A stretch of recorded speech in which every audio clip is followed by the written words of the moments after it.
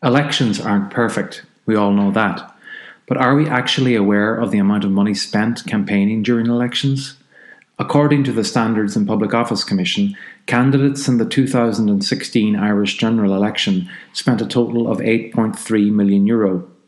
The equivalent figure across the EU for the 2015 European Parliament elections is unknown, because several member states do not require candidates to disclose spending, and worse, place no restriction on donations. So it's no wonder then that everyday people like students, pensioners, nurses, bus drivers, tradesmen and single mothers rarely get elected to public office.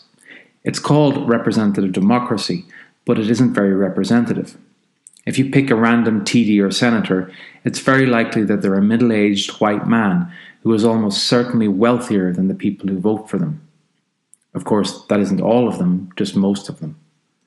And why is it that multinational corporations, banks and billionaires donate funds to political parties?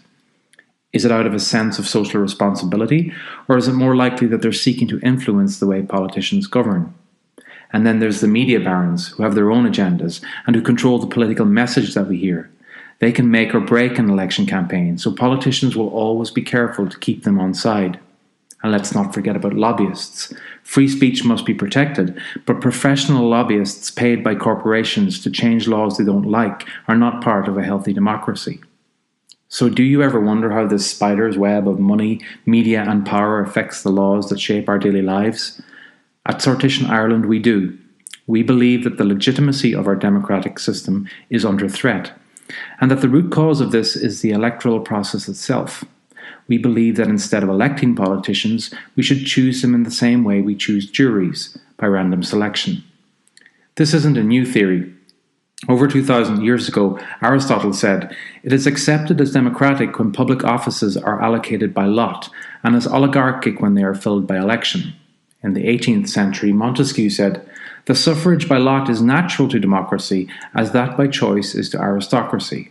While his contemporary, Jean-Jacques Rousseau, said, "It will be seen why the drawing of lots is more in the nature of democracy. In an aristocracy, voting is more appropriate." In ancient Athens, the democratic form of selection was sortition. Political office holders were not elected, but chosen by random selection from a pool of willing citizens.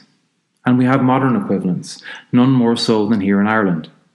We have had both the Constitutional Convention and the Citizens' Assembly, which were able to deal effectively with issues such as same-sex marriage and abortion, which professional politicians had avoided for decades. These exercises demonstrate that when ordinary people get expert advice, can deliberate impartially and can do so with mutual respect, they can make responsible, informed decisions that the wider population can trust. This is real democracy, where half the decision makers are men and half are women, where some are young and some old, some poor, some rich, some abled, some less abled, some white, some not white. At Sortition Ireland, we believe that a truly representative democracy can make laws for a modern, sophisticated society.